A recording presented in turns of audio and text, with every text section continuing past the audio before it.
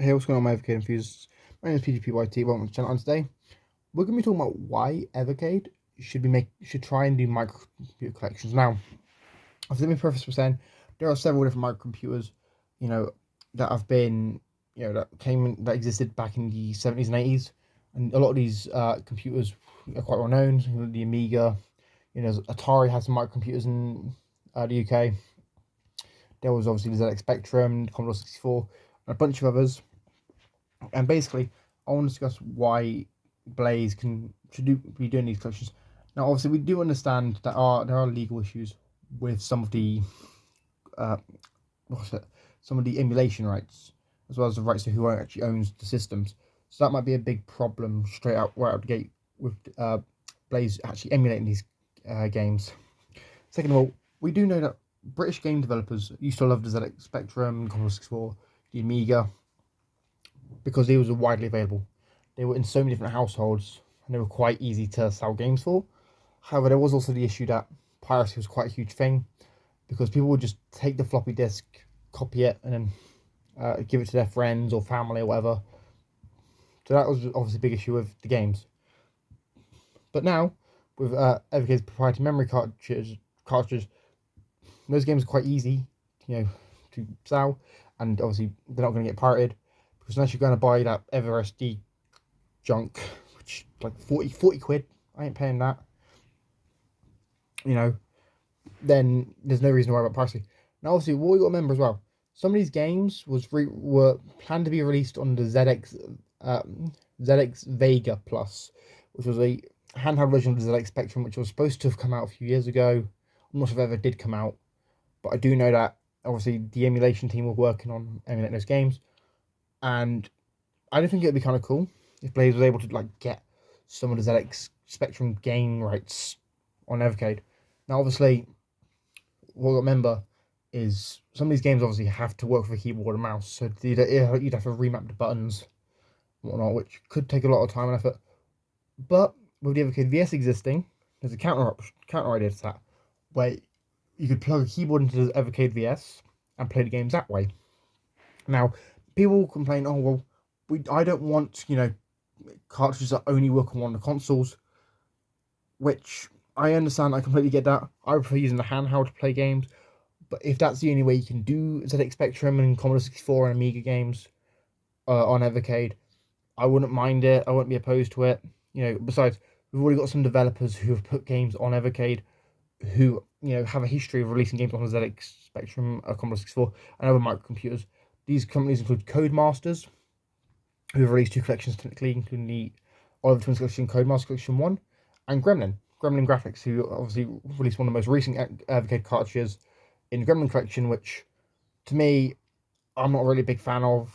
The 6 games it offers aren't major selling points to me, but it is what it is, Now, to me, I think Blaze could try and get some of these games, and it depends on who actually owns the copyright to the brands and who owns the rights to the games.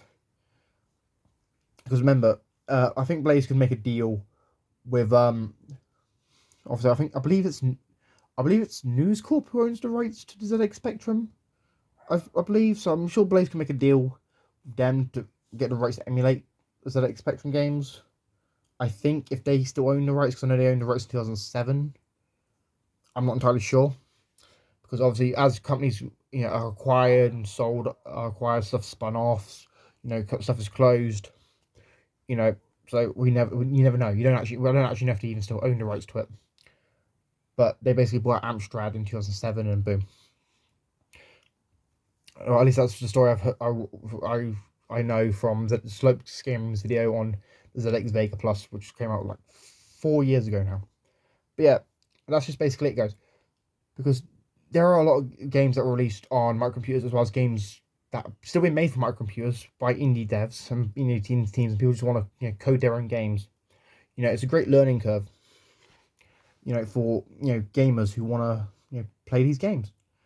And if Blaze can get some of these games on Evercade, right, whether that be by emulating them or porting them or something like that, I think it'd be a huge get for consumers.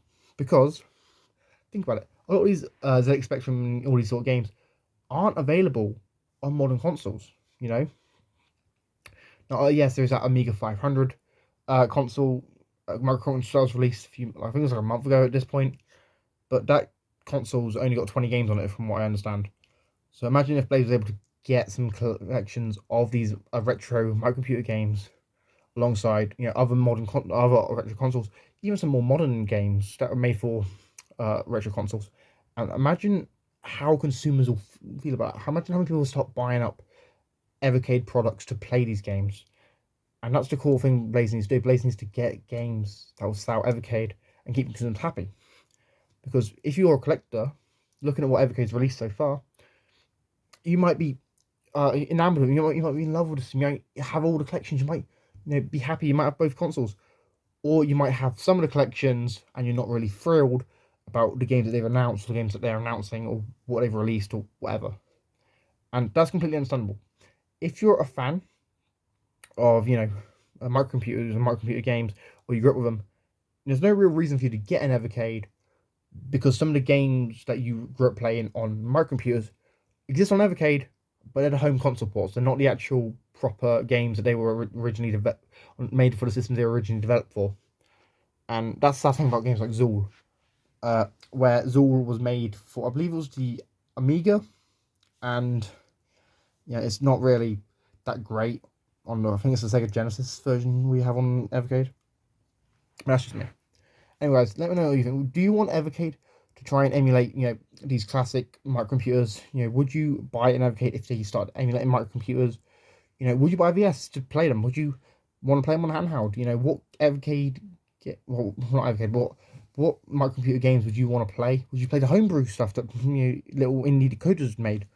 What's your thoughts? Leave them in the comments below. Make sure you like, share, subscribe. I've been PGPYT, and I'm signing off. Peace.